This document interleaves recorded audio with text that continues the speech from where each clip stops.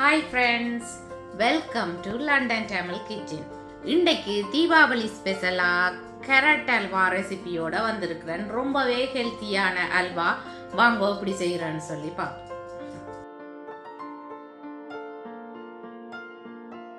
300 gram carrot, 200 gram சீனி, 50 gram சோளன்மா cornflour, தேவையான அளவு தண்ணி, 25 கிராம் கஜு, 25 கிராம் பாதாம், 25 கிராம் பூசணி விதைகள்.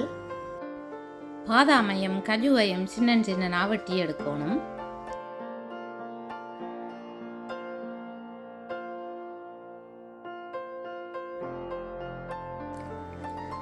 பாதாமையும் கஜுவையும் சின்ன சின்ன வெட்டி எடுத்தாச்சு. 1/4 டீஸ்பூன் உப்பு, 1 டீஸ்பூன் ஏலக்காய் தூள், 2 டேபிள் ஸ்பூன் நெய் அல்லது மாயரின் அல்லது பட்டரும் நீங்கள் யூஸ் பண்ணலாம். கேரட்டை தோல் சீவி எடுக்கணும். கேரட்டை கழுவி எடுத்து வச்சிருக்கிறேன். இப்போ கேரட்டின் அடிப்பக்கத்தையும் நுனிப்பக்கத்தையும்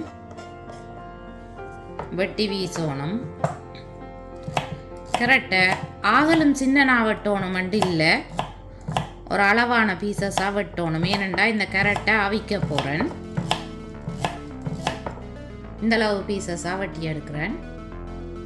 கேரட்டை வெட்டி எடுத்துட்டேன். கேரட்டுக்கு மட்டமாக தண்ணி விட்டு அவிய விடணும். 250 ml தண்ணி விட்டுருக்கிறேன். அடுப்பை மீடியம் ஹீட்டில் ஆன் பண்ணி இந்த கேரட்டை அவிய விடுறேன். மூடியொண்டால் மூடி அவிய விட்டோம்னா குயிக்காக அவிஞ்சிடும். நல்ல மசியத்தக்கதாக அவிச்செடுக்கணும். இப்போ கேரட் அவிஞ்சிட்டுதோண்டு செக் பண்ணுவோம். நைஃபால் இப்படி கேரட்டுக்குள்ள குத்தி பார்க்கல ஈஸியாக குத்துப்படக்கூடிய மாதிரி இருந்ததுன்னு சொல்லி சொன்னால் கேரட் அவிஞ்சிட்டுது. அடுப்பை ஆஃப் பண்ணி இந்த கேரட்டை கொஞ்சம் நேரம் ஆற விடுவோம். நட்ஸை மீடியம் ஹீட்டுக்கும் லோ ஹீட்டுக்கும் இடையில விட்டு வறுத்தெடுக்கணும். நீங்கள் விரும்பினா எள்ளும் போடலாம். நீங்கள் விரும்பினா நட்ஸை நெய் விட்டு பொரிச்சும் எடுக்கலாம். நட்ஸ் வறுபட்டுடுதுன்னு சொல்லி சொன்னால் இப்படி நட்ஸ் வெடிக்கிற சத்தம் கேட்கும். அதோட இந்த நட்ஸில் இருந்து நல்ல வாசம் வரும், வறுபட்ட வாசம். அடுப்போ பண்ணியாச்சு. கார்ன்ஃப்ளவரை பாத்திரம் ஒன்றுக்குள்ள போடணும். 100 ml தண்ணி விட்டு கரைச்சி எடுக்கணும். கேரட் ஆறிட்டுது. இப்போ கேரட்டுக்குள்ள 100 ml தண்ணி விடுறேன். கேன் பிளண்டரால் அல்லது கிரைண்டரில் போட்டு இந்த கேரட்டை நல்ல ஸ்மூத்தாக அரைச்சி எடுக்கணும். நல்ல பேஸ்டா அரைச்செடுக்கணும். அரைச்செடுத்த கேரட்டை கரைச்சி வச்சிருக்கிற சோளன் மாவுக்குள்ள போட்டு மிக்ஸ் பண்ணணும். ரெண்டையும் சேர்த்து மிக்ஸ் பண்ணணும். இந்த பேஸ்ட் வந்து தண்ணித்தன்மையா இருக்கணும். இது திக்கா இருக்கிறதால நாங்கள் இன்னும் 100 ml தண்ணி ஆட் பண்ணணும். இப்போ பார்த்தீங்கன்னா கொஞ்சம் தண்ணித்தன்மையாக வந்துட்டுது. 1/4 டீஸ்பூன் உப்பு போடுறேன். இந்த டிஷ்ஷுக்கு மாயரன் பூசி வச்சிருக்கிறேன். அதுக்குள்ள வறுத்து வச்சிருக்கிறேன் நட்ஸில் கொஞ்சத்தை போட்டு பரவுறேன். அடுப்பை மீடியம் ஹீட்டில் ஆன் பண்ணி இந்த கரைச்சி வச்சுக்கிற கலவையை நாங்கள் காய்ச்சி எடுக்கணும். கொஞ்சம் ஹீட் வந்த பிறகு சுகரை போடணும். எல்லாத்தையும் சேர்த்து நல்லா மிக்ஸ் பண்ணி விடணும். கைவிடாமல் தொடர்ந்து கிளறிக்கொண்டே இருக்கணும். ஏன்னு சொன்னால் சோளன் மாவில் ஒட்டுற தன்மை இருக்குது. நீங்கள் இப்படி காய்ச்சி கொண்டு இருக்கேக்கில்ல சட்டியில் ஸ்டிக் பண்ணுற மாதிரி இருந்தால் நீங்கள் ஹீட்டை கொஞ்சம் குறைக்கணும். இப்படியே கிளறிக்கொண்டு இருக்கவே உங்களுக்கு வித்தியாசம் தெரியும். இந்த மா வந்து திக்காகி கொண்டு இருக்குது. அதாவது இந்த மிக்சர் வந்து திக்காகி கொண்டு இருக்குது. இப்போ இந்த மிக்ஸில் பார்த்தீங்களன்னு சொல்லி சொன்னால் தெரியும். இங்கே இப்படி திக்காக வந்துட்டுது. இப்படி திக்காக வர்ற நேரம் வறுத்து வச்சிருக்கிற நட்ஸை போடணும். எடுத்து வச்சிருக்கிற ஏலக்காயையும் போடணும். எல்லாத்தையும் சேர்த்து நல்லா மிக்ஸ் பண்ணணும்.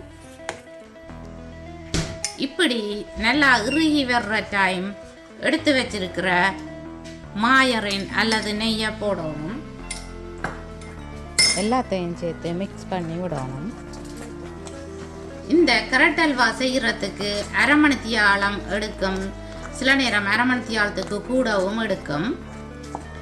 நீங்கள் டைமை பார்க்காமல் அதன் பதத்தை பார்த்து செய்தீங்களன்னு சொல்லி சொன்னால் உங்களுக்கு அல்வா பிழைக்காது.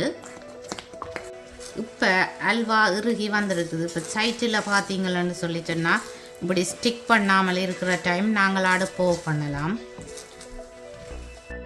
மாயரன் பூசி வச்சிருக்கிற கிளாஸ் டிஷ்ஷுக்குள்ள இந்த அல்வாவை போட்டு பெறணும். நல்லா ஆறினாத்தான் நாங்கள் பீசஸ் போட ஈஸியாக இருக்கும். நல்லா செட்டாக விடணும்.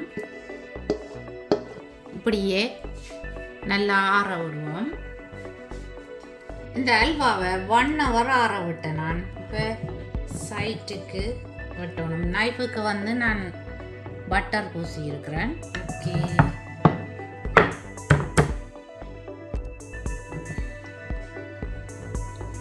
எப்படி வந்திருக்குன்னு பார்த்தீங்களா? இப்போ பீசஸாக கட் பண்ணி எடுப்போம். இந்த கரட் அல்வா நல்ல சாஃப்டாக இருக்குது. நீங்கள் 2 வயசு பிள்ளைகளுக்கு கொடுக்க போகிறீங்களன்னு சொல்லி சொன்னால் நட்ஸை போடாமல் செய்து கொடுக்கலாம். ஜெலி மாதிரியே இருக்குது, நல்ல சாஃப்ட். என்னுடைய வீடியோ பார்த்ததுக்கு ரொம்ப நன்றி. இந்த ரெசிபி உங்களுக்கு பிடிச்சிருந்தா நீங்களும் ட்ரை பண்ணி பார்த்து எப்படி வந்தேன்னு சொல்லி ப்ளீஸ் மறக்காமல் கமெண்ட் போடுங்க. மீண்டும் இன்னும் ஒரு அமேசிங்கான ரெசிபியில் உங்களை சந்திக்கும் வரை உங்களிடமிருந்து விடைபெறுவது உங்கள் மதி. பாய்.